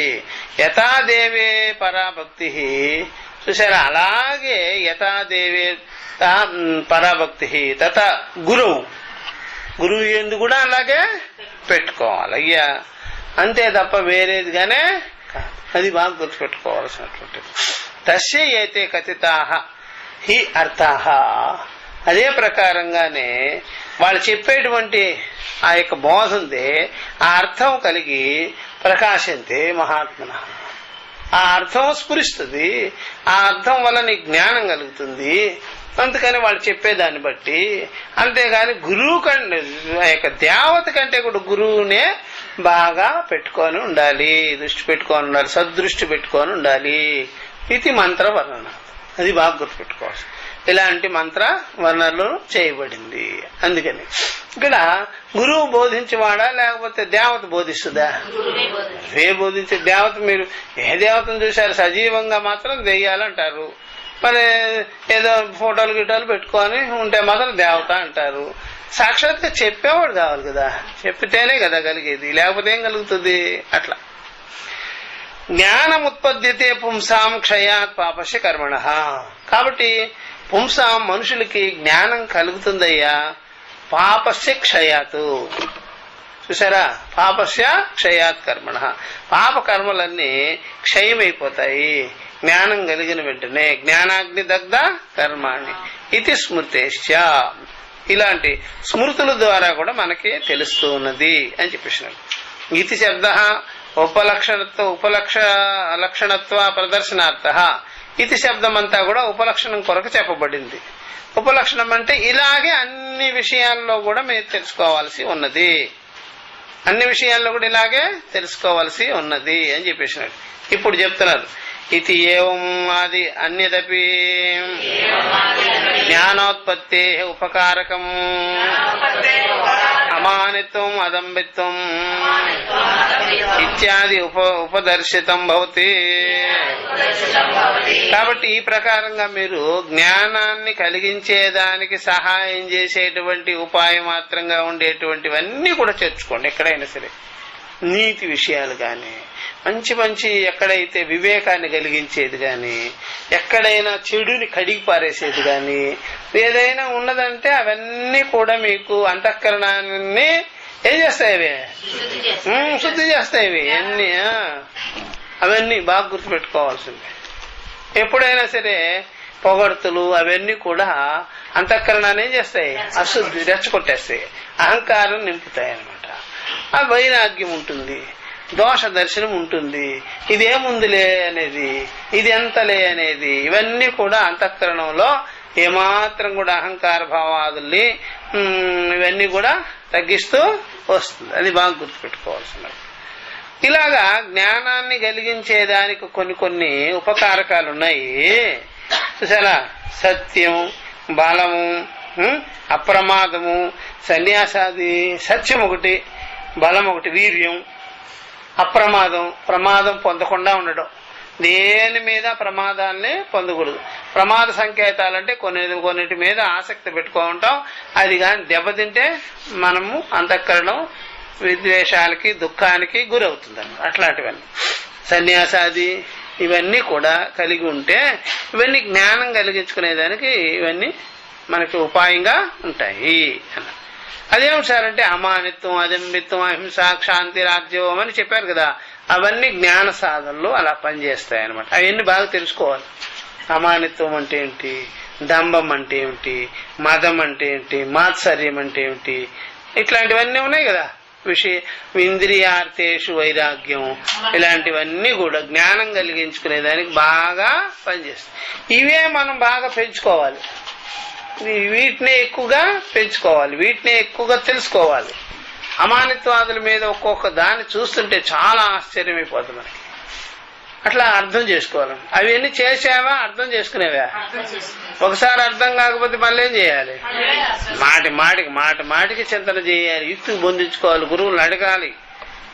ఇలాగా దంభం అంటే, మదం అంటే, మాత్సర్యం అంటే, ఇట్లాంటివన్నీ, అహంకారం అంటే, ఇవన్నీ అడిగి తెలుసుకుంటూ ఉంటే మనకు సరైనటువంటి అర్థం కలుగుతుంది అన్నమాట. అట్లా బాగా తెలుసుకోవాలి. అట్లా ఇవన్నీ కూడా అంతఃకరణం స్వచ్ఛంగా ఉంచేదని పనిచేస్తుంది అనమాట. అంతఃకరణం గాని స్వచ్ఛంగా గాని ఉన్నదనుకోండి, జ్ఞానం కలుగుతుంది అన్నమాట వ్యక్తి. ఇత్యాది ఉపదర్శితం భవతి. తర్వాత చెప్తున్నాడు, ప్రతిష్టా పాదౌ ఇవ అస్యాః తేషు హి సత్సు ప్రతిష్టతి బ్రహ్మ విద్య. ఇది ప్రతిష్టతి బ్రహ్మ విద్య అని. ప్రవర్తతే పద్భ్యామివ పురుషః వేదాశ్చత్వారః సర్వాణి చ అంగాని శిక్షాదీని షట్ కర్మజ్ఞాన ప్రకాశకత్వాద్ వేదానాం తద్రక్షణార్థత్వాదంగానాం ప్రతిష్టాత్వం. బాగా గుర్తుపెట్టుకోండి, మంచి మంచి పాయింట్స్ ఇవన్నీ. ప్రతిష్టాహ పాదౌ ఇవ అస్యాహ. మనం నిలబడాలంటే పాదాలు ఎంత ముఖ్యం. మనం నిలబడ్డాము అంటే పాదాలు ఉంటేనన్నా కదా. పాదాలు కానీ ఏమన్నా అయితే నిలబడేదానికి వీలవుద్దా? మనం నడవగలమా? అందువల్ల పాదాలే ముఖ్యం. పాదాలు లేదనుకోండి ఇంకంతే, మన పని అయిపోయినట్టే. అంటే పాదాల వల్ల మనం చాలా పనులు చేయగలుగుతున్నాము, ఎంతో నిలబడగలుగుతున్నాము. పాదాలే లేకపోతే ఏ విధంగా అయితే మన జీవితం వేస్ట్ అయిపోతుందో అట్లా ఇంకంతే మన జీవితం. చూసారా? కాబట్టి ప్రతిష్ట పాదో ఏవ అస్యాహ. అలాగే ఈ దీనికి కూడా అంతే. పాదాలు ఏ విధంగా మనిషి నిలబడాలంటే ఎంత ముఖ్యమో అంతే. కొన్ని అడవిలో మీకు ఆ ఎనిమల్ ప్లానెట్ లా చూపిస్తుంటాడు చూడండి.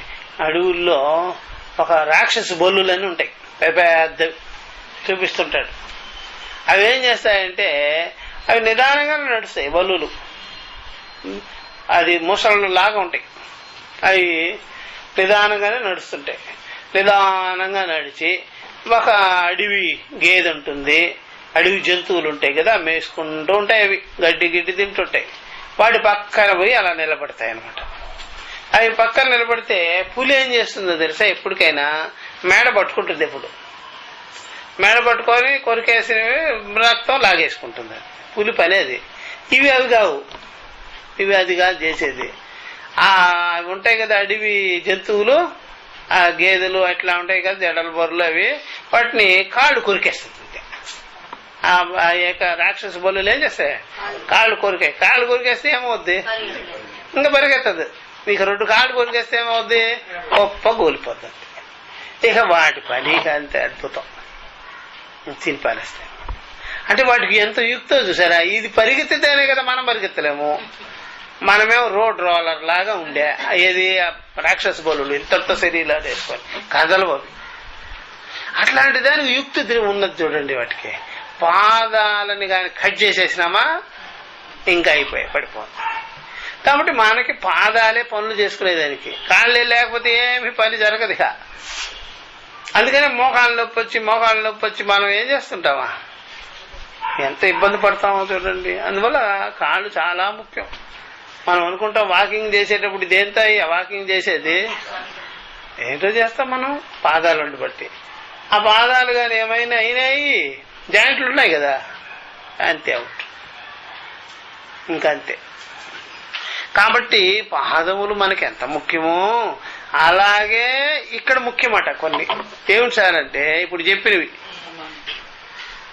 ఇవి ఉంటేనే సత్సు ప్రతిష్టతి బ్రహ్మ విద్య.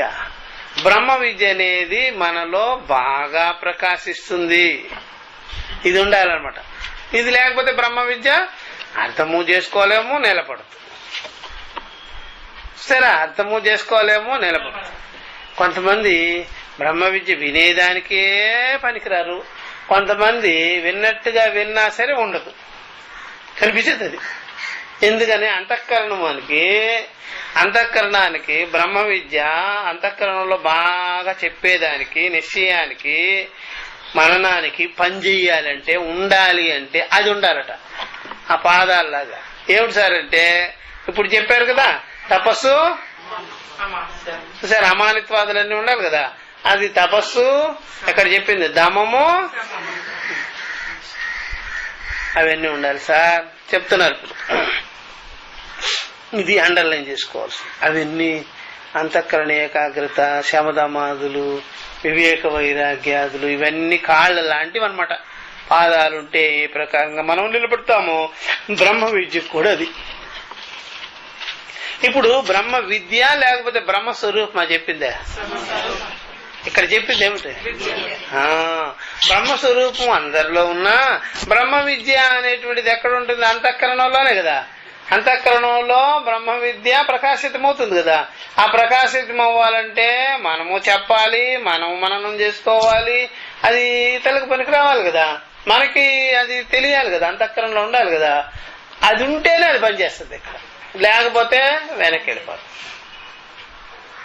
అది చూసారా? అందువల్ల ఆ వాల్యూస్ ఆఫ్ మైండ్ ఉంటుంది కదా, అక్కడ బ్రహ్మ విద్య బాగా ప్రకాశిస్తుంది, బాగా నిలబడుతుంది. లేకపోతే ఉండనే.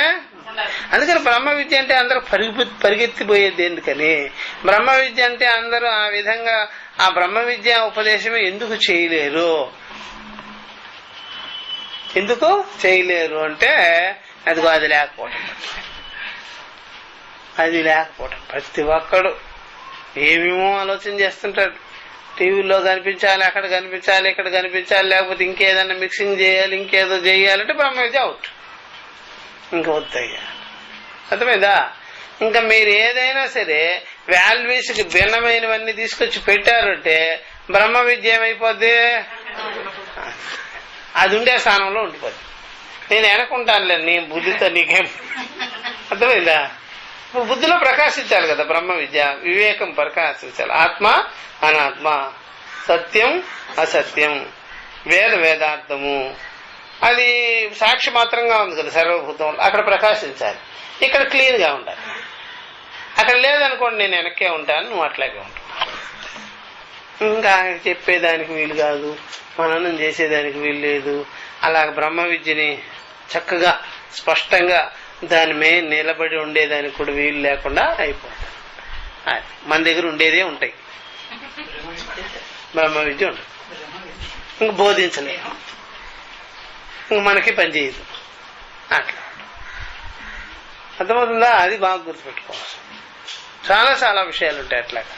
ఇప్పుడు మనం మన దగ్గర ధనం ఉంటే ముఖ్యమా, ధనాన్ని ఉపయోగించుకోవడం ముఖ్యమా? ఆ ఉపయోగించుకునే బుద్ధి లేదనుకోండి, అప్పుడు అట్లాగనమాట. ఏదైనా ప్రతి వస్తువు వినియోగించుకుంటేనే ముఖ్యం. వినియోగం లేకుండా అలా పడి ఉన్నదనుకోండి ముఖ్యంగానే నాకు అలా అప్పుడప్పుడు అనిపిస్తుంటుంది. చాలా మంది నైజాం సర్కార్ ఏం చేశాడంటే, నిజాం వాడు నవాబు వాడు వేసుకున్నటువంటి పాదరక్షలన్నీ దాచాడు, అందరికి చూపిస్తున్నాడు. ఏది పాదరక్షలు, ఎన్ని రకాలు చెప్పల్స్, ఎన్ని రకాలు బూట్లు వేసుకున్నాడు. మనమైతే కొద్దిగా అరగ తీసేసి ఎవరికైనా ఇచ్చేస్తుంటాం పని. అప్పుడు మనం గొప్పవాడమా వాడు గొప్పవాడా? వాడు లాల్చీలు, కుర్తాలు, గిర్తాలు అన్ని దాచి చూపిస్తున్నాడు మ్యూజియంలో. మనమైతే మన పని పిల్లకి, వాళ్ళకి, వీళ్ళకి బట్టలు ఇచ్చేస్తుంటాం.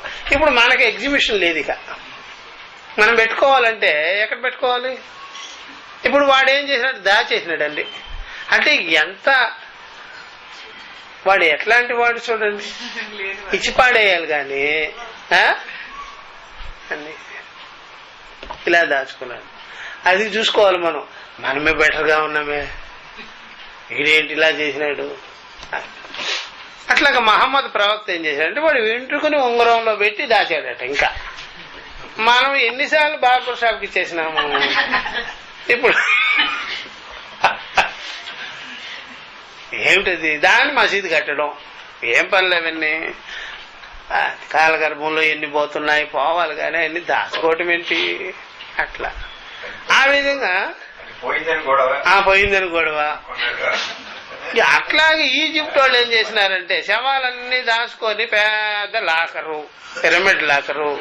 ఎందుకని శవాలు గుట్ట ఎందుకు ఎన్ని పోతున్నాయి? ఎన్ని కోళ్లు తినేస్తున్నాం, దానికంత పిరమిడ్ ఉందా? ఎన్ని మేకలు తినేస్తాం, గొర్రెలు తింటాము, దానికంటే పిరమిడ్ పెడితే అయిపోయినట్టే. జగత్తే పిరమిడ్ అయిపోద్ది, మనం ఎక్కడికి పోవాలి? ఎందుకు ఆ శవాలు గుట్టలంతా? ఎందుకు? డంపింగ్ యార్డు, దాన్ని పట్టుకొని అది ప్యాకింగ్ కావట్లేమా? అయ్యే వాటికి ప్యాకింగ్లు చెయ్యాలా? దాంట్లో ఏం తెచ్చిందని? దాంట్లో ఏమైనా ఉంటాయా? ఒక్కోడొక్కడు బుర్ర సరిగ్గా లేక, వైరాగ్యం లేక, జన్మ మృత్యు జరా వ్యాధి దుఃఖ దోషాల దర్శనం చేయక అవన్నీ ప్యాకింగ్లు చేసుకోవడం ఎందుకు? దాంట్లో ఏమొస్తుంది? అట్లా అది బాగా గుర్తుపెట్టుకోవాలి. ఇలాగా ప్రతి ఒక్కడూ ఏదో ఒకటి జగత్తులో చేసిపోతున్నారు. కాబట్టి వేదాలు, సర్వాంగాన్ని 4 వేదాలు, తర్వాత వేదాంగాలు, శిక్షాది షట్, కర్మ జ్ఞాన ప్రకాశకత్వాతు, కర్మని జ్ఞానాన్ని ప్రకాశిస్తాయి, కర్మల్ని ప్రకాశిస్తాయి, ఉపాసనలు ప్రకాశిస్తాయి, జ్ఞానాన్ని ప్రకాశిస్తాయి. ప్రకాశకత్వాతు వేదానం తత్ రక్షణార్థత్వాతు అంగానం, వేదాలను రక్షించే దానికోసం అంగాలున్నాయి. శిక్షా, వ్యాకరణం, కల్పం, నిరుక్తం, ఛందో, జ్యోతిషనితి వాటి ప్రతిష్టగా ఉన్నది. అథవా అథవా లేక ప్రతిష్ట శబ్ద పాదరూప కల్పనార్థత్వాతు ప్రతిష్ట అనగానే పాదాలు ఏ విధంగా మనకు పనిచేస్తాయో వాటి ప్రతిష్ట కూడా ఇలాగే ఇనుముడింపబడి ఉంటాయి. అందుకనే మనం ఎప్పుడైనా పురాణాల్ని విపరీతార్థాలు తీసుకెళ్ళకూడదు. పురాణాలు వాటి వాటి ప్రయాణం ఎట్లా సాగాలి? ఉపనిషత్తుల వైపుకి వెళ్ళాలి. మనం ఏ పురాణమైనా ఎటు తీసుకెళ్ళాలి? ఉపనిషత్తుల వైపు. ఏ పూజలు గాని ఏ వ్రతాలు గాని ఎటు తీసుకెళ్ళాలి? ఉపనిషత్తుల వైపు. ఏదైనా అటు పంపించాలి. అటు పంపించకుండా జ్ఞానానికి దారి తీయకుండా మనం ఏదన్నా చేస్తే అది వేస్ట్, వృధా అయిపోద్ది అనమాట.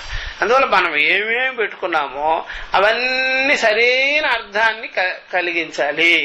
అర్థం కలిగించకుండా వ్యర్థంగా మనం చేస్తున్నాం అనుకోండి, పనికి రాకుండా పోతాం. అట్లా అందుకనే అంగాలన్నీ వేదాన్ని కాపాడేదానికి, వేదార్థం చెప్పేదానికి ఉన్నాయట. కాబట్టి ఈ ప్రకారంగా వేదాస్తు ఇతరాని సర్వాంగాని, వేదములు ఇతర అంగములు అన్ని కూడా శిర ఆదిని, శిరస్సు లాంటివి, అంగాలు లాంటివి. ఒక శిరస్సుకి ఏ విధంగా కాళ్ళు చేతులు మొండెము అన్ని ఉంటాయి, అట్లాగా అస్మిన్ పక్షే ఈ అర్థంలో కూడా శిక్షాది వేద గ్రహణేన ఏవ గ్రహణం కృతం ప్రత్యేతవ్యం. కాబట్టి శిక్షాదులంతా కూడా వేదాన్ని గ్రహించుకున్నప్పుడు శిక్షాదులన్నీ ఉంటాయి తప్పనిసరిగా. ఇలాగ మనం తెలుసుకోవలసి ఉన్నది. అంగిని గృహీతే అంగాని గృహీతాని ఏవ భవంతి. అంగిని మనం ఇదిగో ఇది గ్రహించుకున్నప్పుడు అంగాలన్నీ గ్రహించుకోవాలి. ఇవి అంగిని గ్రహించుకుంటే అంగాన్ని గ్రహించుకోవాలి. ఈ యొక్క మనిషిని గ్రహించుకున్నామా, మనిషికి ఉండే అంగాలన్నీ తీసుకోవాలి. అలాగే ఇవన్నీ మనం పెట్టుకోనున్నాము. అవన్నీ బాగా గుర్తు పెట్టుకోవాల్సింది. అంగిని గృహీతే అంగాని గృహీతాని ఏవ భవంతి తద్ ఆయత్తత్వాత్ అంగానం.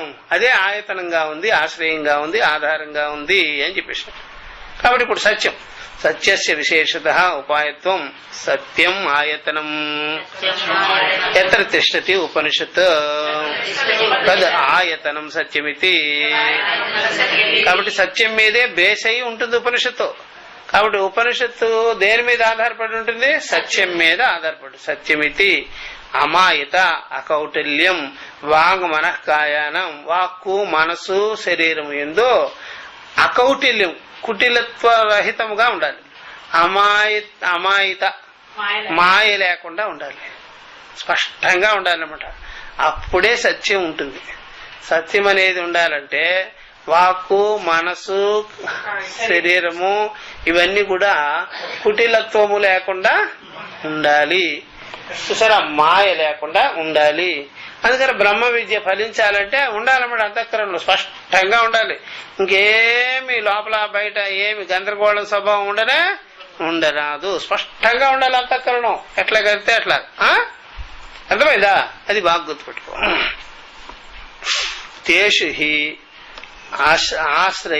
ఆశ్రయతి విద్యా ఏ అమాయావినః సాధవః నా అసుర ప్రకృతిషు మాయావిషు నా యేషు జిహ్మం అనృతం నా మాయా చ ఇతి శ్రుతేః తస్మాత్ సత్యమాయతనమితి కల్పితే. కాబట్టి ఎవరిలో అయితే చూసారా ఈ విద్య ఉంటుందో వాళ్ళు అమాయావిలుగా ఉండాలన్నమాట. మాయావి రహితులై ఉండాలి. మాయ అనే స్వభావమే వాళ్ళలో ఉండకూడదు. అమాయావిలాగానే ఉండాలి. అట్లాంటి సాధువులుగా ఉండాలి. అంత స్వచ్ఛంగా ఉండాలి, బాగా నీట్ గా ఉండాలి. దేనికి దానికి స్పష్టమైన అర్థం కలిగి ఉండాలి. ఇంకేమి పెట్టుకోకూడదు. లోపల గందరగోళ స్వభావం అంతా ఉండకూడదు. క్లియర్ కట్ గా ఉండాలి. ఈ క్లియర్ కట్ గా ఉండేది వ్యవహారానికి పనికొస్తుంది, ఈ పరమార్థానికి పనికొస్తుంది. మీరు అనుకుంటారేమో వ్యవహారానికి ఏదైతేనేమో అంటే లేనిపోని వస్తాయి గొడవలు. వ్యవహారానికి కూడా నీట్ గా ఉంటేనే అంతఃకరణం. వ్యవహారంలో నీట్ గా లేదనుకోండి, అహంకారం మమకారాలు ఉన్నాయనుకోండి, ఇక చెల్లుబడి అవడం. మనకి ఎందుకు వ్యవహారంలో గొడవలు వచ్చాయి చెప్పండి? పరమార్థానికి ఇలా ఉండాలా, మాయావితనమే ఉండకూడదా? వ్యవహారంలో మాకు కుదరదండి. వ్యవహారంలో కూడా అదే కావాలి. ఎందుకని? మాకు కుదరదండి వ్యవహారంలో, అందుకని నీకు గొడవలు వచ్చాయి. ఎప్పుడు మనస్తాపం అని ఎందుకంటావు? ఎందుకనేది? వ్యవహారంలో కూడా మాయా పనులు చేసాం, గందరగోళ చిత్తం ఉంది, స్పష్టంగా లేదు, ఏకాగ్రత లేదు, చెప్పే మాటకి చేసే వాటికి ఏం సంబంధం లేదు, నీట్ కటింగ్ ఉండటంలా. అందుకని మనకి అంతఃకరణం అంతా బాగా ఉండటం లేదు, ఒక సంకల్పం సరిగ్గా రావటం లేదు, ఒక నిశ్చయం సరిగ్గా చేయలేకపోతున్నాము. మన జీవితాలు ఇంకా అయోమయంలో ఉంది, అవ్యక్తంలో ఉంది, ఏమవుతుందో అంటున్నాం. ఇవన్నీ ఎందుకు? నువ్వు క్లియర్ కట్ గా ఉండు, అన్ని బాగా నీట్ గా కనిపిస్తాయి. అదనమాట. కాబట్టి ఈ రకమైనటువంటి త్రికరణ శుద్ధి అంటాం. త్రికరణ శుద్ధి పరమార్థానికే కావాలా, వ్యవహారానికి కూడా కావాలా? వ్యవహారానికి అక్కర్లేకపోతే లేనిపోని గొడవలు వస్తాయి. వ్యవహారానికి కూడా ఏం కావాలి? త్రికరణ శుద్ధే కావాలి. ఈ పరమార్థానికి కూడా అదే కావాలి. చూసారా? కాబట్టి పరమార్థానికి పనికొచ్చేటువంటివి వ్యవహారానికి పనికిరావు అని ఎవరు చెప్తాడండి? వ్యవహారానికి కూడా ముఖ్యమే. మీరు బాగా ఉండాలి, వ్యవహారంలో ఉల్లాసంగా ఉండాలి, సంతోషంగా ఉండాలి, తృప్తిగా ఉండాలంటే ఇక్కడ కూడా అలాగే ఉండాలి, లేకపోతే గందరగోళం. అది బాగా గుర్తుపెట్టుకోవాల్సిన. అర్థమవుతుందా? అట్లా కాబట్టి అందుకనే వ్యవహారంలో నిత్యం గొడవలు అనేది, నిత్యం బాధలు అనేది, అశాంతి అనేది ఎందుకయ్యా అంటే ఇంత గందరగోళం బుద్ధి పెట్టుకుంటేలాగా ఉండకూడదు అనమాట. అది బాగా గుర్తుపెట్టుకోవాల్సి. నా అసుర ప్రాకృతిషు మాయావిషు. చూసారా? కాబట్టి మాయావులైన అసుర ప్రకృతి కలిగిన స్వభావం కలిగిన వాళ్ళకి ఇది ఉండదు, వాళ్ళు ఉండలేరు స్వచ్ఛంగా. అది బాగా గుర్తుపెట్టుకోవాల్సింది. నీట్గా ఉండాలి ఎప్పుడైనా సరే, ఇంకో వేరే గందరగోళ బుద్ధిమే ఉండకూడదు. మనం ఏంటంటే ఏమండి స్వచ్ఛమైన మనుషుల్ని మీరు అదే అనుకునేది ఎప్పుడైనా సరే, వాళ్ళు మందులు లేకుండా పంటలు పండిస్తారంటండి. అది తీసుకొని మనం వంట చేసుకుంటాం అక్కడ. అంటే అందరూ మందులు వేసి పండిస్తారు, వాళ్ళేమో మంచి ఎరువులే, సేంద్రియ ఎరువులతో పండిస్తారు అన్నట్టుగానే మంచి వాళ్ళండి ఆ సమాజంలో దొరుకుతారు, అక్కడ దొరుకుతారు. ఇది ఆ సంఘం వేరు, మంచి వాళ్ళ సంఘం వేరు. ఆ సంఘంలో పోయి మనము కొద్దిగా మంచి పీల్చుకొని వస్తాం. అట్లాగా నువ్వు వెళ్ళగానే కలుషితం కూడా అయిపోతావు. ఎందుకని అంటే అక్కడెక్కడో ఉన్నారు సాధువులు, సత్పురుషులు, సజ్జనులు, అక్కడికి పోయి కాస్త సేద తీర్చుకొని వస్తామని కాదనేది. అన్ని చేసుకోవాలి, అంతటా చేసుకోవాలి. అక్కడెక్కడో ఉంటారు, అక్కడికి పోయి అని కాదు. అర్థమైందా? అన్ని చోట్ల అలాగే చేసుకోవాలి ఆ వాతావరణం. ఒక చోట పెట్టుకొని మనకు వద్దులేండి అప్పుడప్పుడు పోయి మునుగుతాము, అదే వచ్చింది గొడవ. మనం కూడా అట్లాగే చేసుకోవాలి వాతావరణం. మరి దాని గురించి తెలుసుకోవాలి, దాని గురించి అర్థం చేసుకుంటే మీకే తెలుసు. అర్థమైందా? అట్లా వాళ్ళు ఎక్కడైనా ఎవరైనా అంత డిసిప్లిన్ గా, క్రమశిక్షణగా, ఇంద్రియాలు ఏకాగ్రతగా ఉన్నారంటే వాళ్ళు ఒకరి మాట వింటారనమాట. ఒకరి మాట వింటారు, ఆ మాట మీద నడుచుకుంటారు. మీరు ఒకరి మాట వినమంటే మీరేమంటున్నారు? నీ మాట నేను వినవా? అది అది మొదలు అక్కడ వాళ్ళు ఒక మాట, ఒక దేవుడి మాట అన్నా వింటారు, ఒక గురువు మాట అయినా వింటారు, ఒక పెద్దను చేసుకో ఉంటారు. అక్కడ మీరు ఇంట్లో దేన్ని ఒప్పుకున్నారు? మీరు ఎవరిని ఒప్పుకోలే మీరు అసలు లెక్కే చేయరు. నాకు పెద్ద లేదు, చిన్న లేదు, నా ఇష్టం వచ్చినట్టుగా అదే వచ్చింది. అది అందుకనే తప్పులు దొల్లేదు. అందుకని ఎవరైనా ఒకరిని ఏం చేసుకోవాలా? పెద్దగా. ఇక్కడ తత్వం దగ్గరకు వస్తే ఏం చెప్పాలి? యథార్థం తెలుసుకోవాలి. యథార్థం ఇప్పుడు మనకి పెద్ద లాంటిది యథార్థమే, సత్యమే. కాబట్టి సత్యం మీద బేస్ అవ్వాలి, మనం యథార్థం మీద బేస్ అవ్వాలి. అసలు ఏమిటి, అసలు మన జీవితం ఏంటి, మనం ఎందుకు పుట్టాం, దాన్ని తెలుసుకోవాలంటే చాలు. దాని మీద బేస్ అయ్యి మనం నడుస్తున్నాం. ఒక పెద్దవాళ్ళైనా ఉండాలి, ఒక దేవుడినైనా పట్టుకొని ఉండాలి. ఆ దేవుడు బాగా ఉండాలి. మళ్ళా గొడవ ఉండకూడదు. దేవుడని పెట్టుకునేది దేవుడు వెనకాల వైపు గోడ క్లోజ్ అయినట్టుంది. ముందే కదా, ఆ ముందు మనం ఈ పనులు చేయొద్దు, అట్లా వెనకాల పోయి చేయొచ్చు. అట్లా చేయకూడదు. మళ్ళా దేవుడు అంటే ఏదో వెనకాల వైపు లేడు ముందు వైపు ఉన్నాడు అనుకోకూడదు. వెనకాల ఉన్నాడు, ముందు ఉన్నాడు, సూర్యుడిగా ఉన్నాడు, గాలిగా ఉన్నాడు, ఆకాశంగా ఉన్నాడు, అట్లా తీసుకోవాలంతే. మళ్ళీ గుళ్ళో పెట్టేసి తలుపులు వేసేసి వెనకాల వెళ్ళే అనకూడదు. అన్నిట్లో కలపాలి, ఆకాశంలో కలపాలి, సూర్యుడిలో, వాయువులో, నీ ఇంద్రియాల్లో, నీ పొట్టలో, నీ చిత్తంలో అన్నిట్లో పెట్టాలి. ఎవరినే ఒకచోట పెట్టేస్తే ఎట్లాగా? అప్పుడు నీకు నువ్వు ఎన్నుకున్నది బెటర్.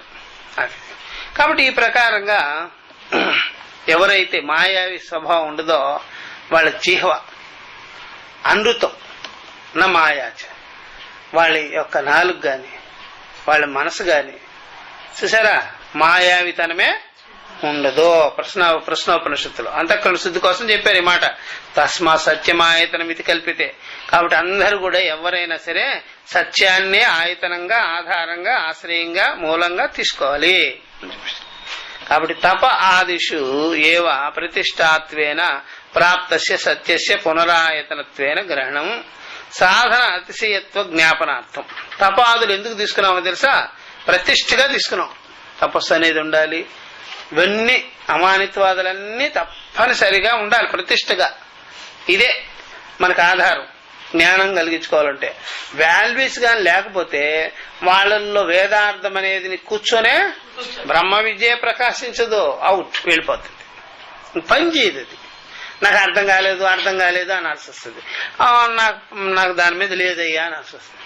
మీరు ఒక్క అహంకారం పెట్టుకొని ఉండండి, ఒక్క మదం పెట్టుకొని ఉండండి, నాకేం బో అన్నట్టుగా ఉండండి, ఇంకా బ్రహ్మ విద్య పనిచేయదుగా.